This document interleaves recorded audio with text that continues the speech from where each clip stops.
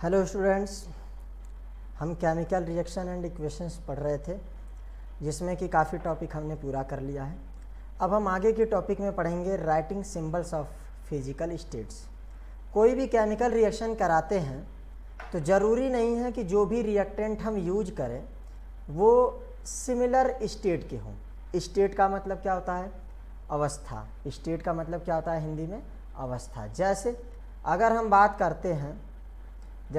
बात करते हैं तो इसको समझते हैं थोड़ा सा कि जैसे मान लीजिए अगर हम बात करते हैं ए और एक है बी, इससे बनाया सी प्लस डी, ये ऐसा हमने केमिकल रिएक्शन कराया।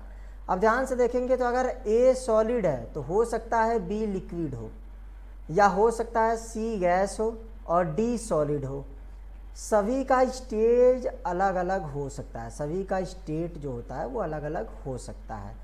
इसे ही हम कहेंगे स्टेट। जैसे कोई भी मैटर हो, अगर कोई भी सब्सटेंस हो, जैसे अगर हम करते हैं इसको थोड़ा सा अलग,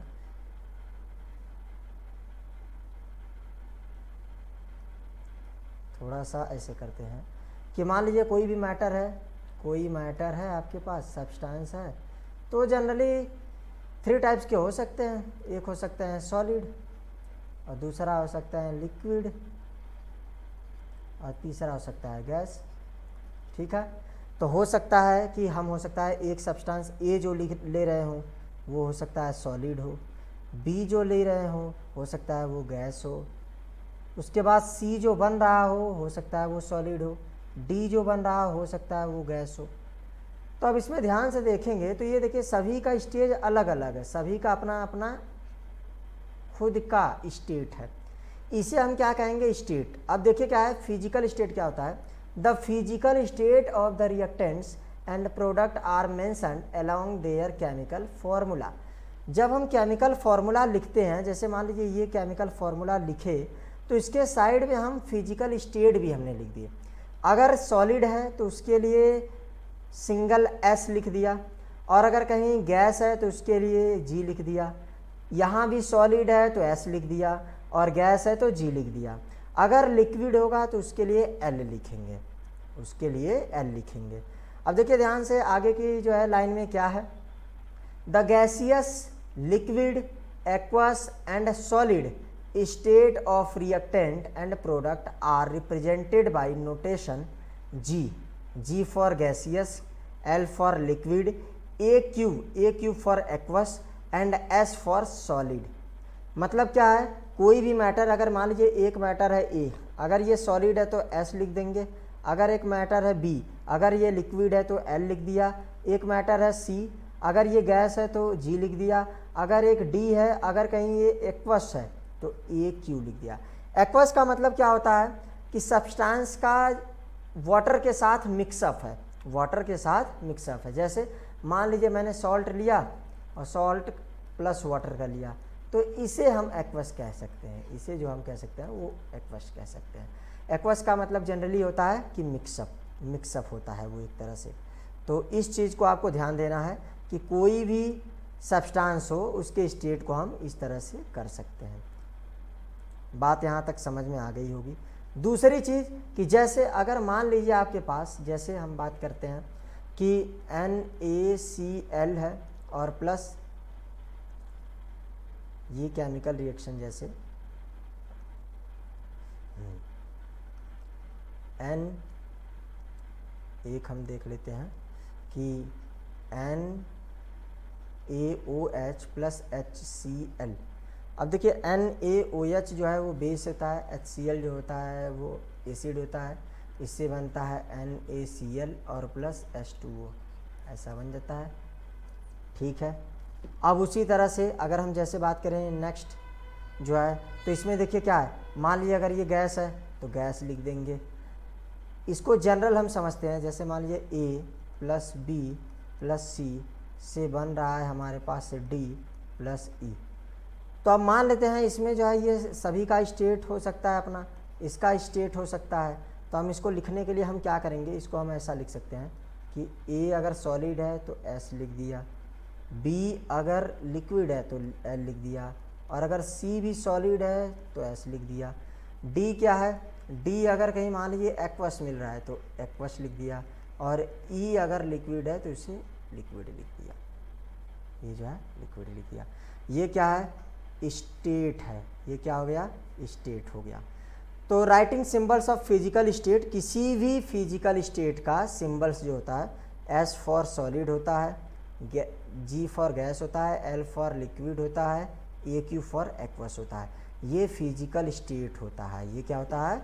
फिजिकल स्टेट होता है, भौतिक अवस्था, किसी भी चीज़ का भौतिक अवस्था। जैसे अगर हम बात करें वाटर की ही, इसको थोड़ा सा और समझ लेते हैं। जैसे अगर बात करें वाटर की, जैसे अगर बात करें वाटर है ये, तो वाटर जो होता है वो कई फॉर्म में रहता है। जैसे एक तो आपने देखा होगा कि आइस फॉर्म में रहता है, आइस में रहेगा तो वो क्या हो जाएगा? सॉलिड हो जाएगा। आइस में रहेगा तो सॉलिड हो जाएगा। लेकिन अगर कहीं वो जो है स्टीम के फॉर्म में रहता है, स्टीम के फॉर्म में रहता है, तब क्या हो जाएगा? गैस हो जाएगा, वो जी लिखेंगे। अगर कहीं मान लीजिए वो लिक्विड फॉर्म में है, लिक्विड फॉर्म में रहता है, तो वाटर वही लिक्विड फॉर्म में जो होता है वो होता है। तो वाटर ही कौन से फॉर्म में हो सकते हैं? तो वो 3 फॉर्म में हो सकते हैं। वाटर जनरली 3 फॉर्म में हो सकते हैं। इसको हम देख लेते हैं।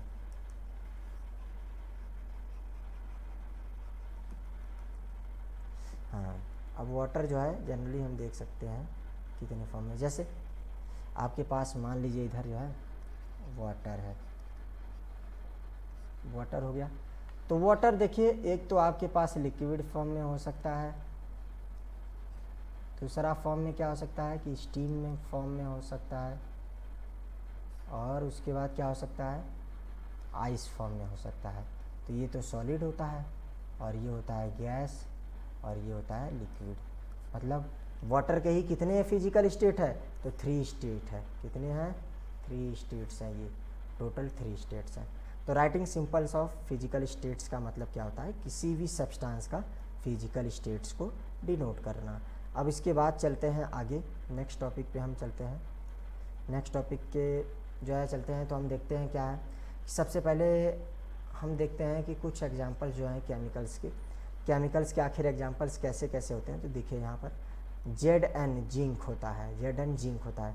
जिंक का chemical reaction 2 moles of HCl से कराया, तो ZnCl2 बना और साथ में H2 बन गया। मतलब क्या है? यहाँ से जिंक इससे जो है रिप्लेस हो गया है, और तुरंत ये बन गया है ZnCl2। अब इसको थोड़ा सा मैं आपको करके दिखा दे रहा हूँ कि कैसे होता है। जैसे Z हो गया ये, अब ये 2 मोल्स ऑफ H प्लस और Cl पर माइनस 2 पर हो गया। ये जो है +2 चार्ज होता है Z पर, तो ये इससे जो है कंबाइंड होकर के ZnCl2 बनाएगा, और 2 मोल्स ऑफ H2 है तो H2 बाहर हो जाएगा, H2 बाहर हो जाएगा। तो ये क्या होता है? ये केमिकल इक्वेशन है, ये केमिकल इक्वेशन है। उसी तरह से CuO में देखिए दूसरा केमिकल इक्वेशन जो है, कॉपर ऑक्साइड ये है, H2SO4 है, और केमिकल रिएक्शन क्या है? तो CuSO4 प्लस H2O आ गया। उसी तरह से जिंक है, सल्फ़र के साथ किया तो जिंक सल्फाइड बन गया, जिंक ब्लेंड इसे कहते हैं, इसे कहते हैं जिंक ब्लेंड, इसे कहते हैं जिंक ब्लेंड। उसके बाद देखिए अमोनिया है, HCl से कराया तो NH4Cl बना, इसे हम कहते हैं अमोनियम क्लोराइड, अमोनियम क्लोराइड बोलते हैं इसे अमोनियम क्लोराइड बोलते हैं। तो ये कुछ इम्पॉर्टेंट्स कंपाउंड्स हैं जो कि केमिकल रिएक्शन के फॉर्मेशन से बनते हैं। अब उसके बाद नेक्स्ट टॉपिक पे हम चलते हैं, जो कि अगला टॉपिक है हमारे पास, types of chemical reaction. Types of chemical reaction में क्या होता है? ये जितने भी केमिकल रिएक्शंस होते हैं सभी के टाइप्स हम पढ़ेंगे। टाइप्स में जैसे क्या है कि मान लीजिए आपके पास हो सकता है कि जैसे कई टाइप्स के होते हैं, तो डिफरेंट टाइप्स में जो है हम देखेंगे कैसे केमिकल रिएक्शन होते हैं, कैसे होते हैं केमिकल रिएक्शन, ये हम देखेंगे। टाइप्स ऑफ रिएक्शन में देखेंगे हम आज फर्स्ट जो है क्लासिफिकेशन, कितने क्लासिफिकेशन है। तो पहला जो होता है, फर्स्ट जो क्लासिफिकेशन होता है उसे कहते हैं कॉम्बिनेशन रिएक्शन, इसे कहते हैं कम्बाइनेशन रिएक्शन या कॉम्बिनेशन रिएक्शन भी कई बार कहते हैं। कम्बाइनेशन रिएक्शन क्या होता है? When 2 or more than 2 reactants combined into each other and form a single product। जैसे मान लीजिए एक है A प्लस B, दो चीज़ों को हमने मिक्स किया और बन गया C। तो इधर देखिए हमने कितना मिक्स किया है 2, इधर कितना मिला हमें 1, कितना मिला 1। इसका मतलब क्या है, ये कंबाइन हो रहा है। कंबाइन का मतलब क्या होता है, ऐड होना। कंबाइन का मतलब क्या होता है, जैसे आपने देखा होगा कि कंबाइन का मतलब ही होता है ऐड होना। तो ऐड का मतलब क्या होता है, A और B ऐड होकर के C बन गया है। क्या बन गया है, C बन गया है। इसे हम कहते हैं कॉम्बिनेशन रिएक्शन। ठीक उसी तरह से जैसे समझिए, अभी देखिए एक और मान लीजिए, समझ लिए A plus B plus C बन गया। क्या बन गया, तो ये बन जाएगा मान लीजिए D बन गया। तो ये देखिए 3 इधर थे, रिएक्टेंट कितने थे, 3 थे, और प्रोडक्ट कितने हैं, सिंगल, केवल D है। तो ये कॉम्बिनेशन रिएक्शन है। ठीक उसी तरह से जैसे C प्लस O2 है, तो C प्लस O2 से क्या बनेगा, CO2 बना ना। तो इधर देखिए कितने हैं रिएक्टेंट, 2 रिएक्टेंट है, और प्रोडक्ट कितने बने 1। तो ये क्या है, कॉम्बिनेशन रिएक्शन हो गया। ये कौन सा रिएक्शन हो गया, कॉम्बिनेशन रिएक्शन हो गया। अभी हम थोड़ा सा केवल इंट्रो ले रहे हैं, बाकी उसके बाद जो है हम अभी और इसको डिटेल में पढ़ेंगे। अब दूसरा हमारे पास जो आता है डीकम्पोजिशन रिएक्शन। डीकम्पोज का मतलब होता है ब्रेक होना। क्या होना, ब्रेक होना।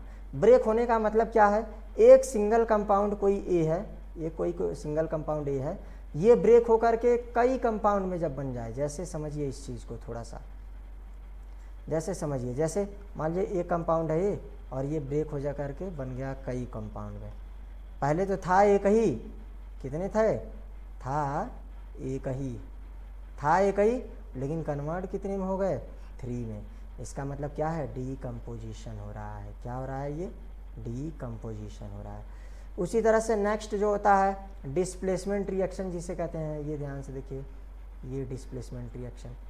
डिस्प्लेसमेंट रिएक्शन में क्या होता है, जैसे अभी मैंने एक एग्जांपल लिखा हुआ था Zn प्लस H2SO4, तो क्या बन रहा था, जिंक SO4 प्लस H2, यही तो बन रहा था। इसमें ध्यान से देखिए, तो जिंक क्या कर दिया, हाइड्रोजन को रिप्लेस कर दिया, अपनी उस जगह पर चला गया, तो यहाँ पर बन गया जिंक SO4। तो ये क्या है, डिस्प्लेसमेंट रिएक्शन। क्या होता है ये, डिस्प्लेसमेंट रिएक्शन। इसे हम जनरली सिंगल डिस्प्लेसमेंट रिएक्शन भी कहते हैं। इसे कई बार हम कहते हैं, इसे हम कई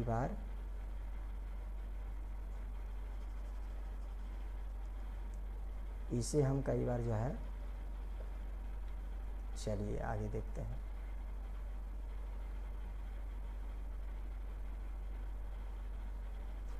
समझते हैं, इसे हम जो है कई बार सिंगल डिस्प्लेसमेंट रिएक्शन भी कहते हैं। Single displacement, single displacement reaction, कई बार सिंगल डिस्प्लेसमेंट रिएक्शन कहते हैं। डबल डिस्प्लेसमेंट का मतलब क्या होता है, 2 एलिमेंट्स डिस्प्लेस कर देंगे। क्या करेंगे, 2 एलिमेंट्स डिस्प्लेस कर देंगे, तो इसे हम कहेंगे double displacement reaction. Double displacement reaction, इसका एग्जांपल्स भी एक देख लेते हैं। जैसे देखिए NaOH प्लस HCl क्या बनता था, NaCl प्लस H2O। अब यहाँ से देखिए तो Na प्लस ब्रेक हो जाएगा, OH माइनस ब्रेक हो गया, यहाँ से H प्लस और Cl माइनस। तो ये पॉजिटिव जो है ये नेगेटिव के साथ ज्वाइन हो गया, और ये नेगेटिव ये पॉजिटिव के साथ, तो ये ज्वाइन होकर के OH माइनस और H प्लस बना लिया H2O, और Na प्लस और Cl माइनस बना लिया NaCl। तो क्या है, दोनों में एलिमेंट जो है ट्रांसफ़र हुए हैं, दोनों में एलिमेंट डिस्प्लेस हुए हैं। इसे हम क्या कहते हैं, डबल डिस्प्लेसमेंट रिएक्शन। इसे हम क्या कहेंगे, double displacement reaction. Next important है जिसे हम कहते हैं ऑक्सीडेशन रिडक्शन रिएक्शन, या फिर रेडॉक्स रिएक्शन, कई बार हम बोल देते हैं इसको, कई बार हम इसको रेडॉक्स रिएक्शन भी बोल देते हैं। इसका एग्जांपल्स हम आगे की तरफ देखेंगे। बाकी यहाँ तक जो है आपको सभी चीज़ें रिवाइज कर लेना है, आगे को समझते चलना है। ध्यान दीजिएगा, कॉम्बिनेशन रिएक्शन का मतलब क्या होता है, when 2 or more than 2 reactants combine into each other and form one single compounds। decomposition क्या होता है, one reactant decomposes into 2 or more than 2 products। displacement क्या होता है, जब one element displaced to another element in any compounds। double displacement क्या है, 2 element displaced by 2 another elements in any chemical reaction। Oxidation reaction क्या होता है, oxygen add hydrogen remove, hydrogen add oxygen remove, ऐसे जो भी केमिकल रिएक्शन आएंगे उसे कहते हैं रेडॉक्स रिएक्शन, उससे हम क्या आएंगे, रेडॉक्स रिएक्शन। आरएक्स का मतलब यहाँ पर है रिएक्शन, आरएक्स का मतलब क्या है, रिएक्शन। यहाँ तक जो है आप सभी लोग जो है टॉपिक क्लियर करिएगा, कॉन्सेप्ट बिल्कुल क्लियर करते चलिएगा, रिवाइज करते चलिएगा। बाकी इसके बाद की जो डिटेल की हमारी जो है क्लासेस है वो आगे की तरफ मूव ऑन होगी। अब हम नेक्स्ट वीडियो में आएंगे तो हम कॉम्बिनेशन रिएक्शन से स्टार्ट करेंगे, जहाँ से हम जो है दो या दो से ज़्यादा रिएक्टेंट को कंबाइंड करके एक सिंगल प्रोडक्ट का फॉर्मेशन करेंगे, जिसे हम कहते हैं कॉम्बिनेशन।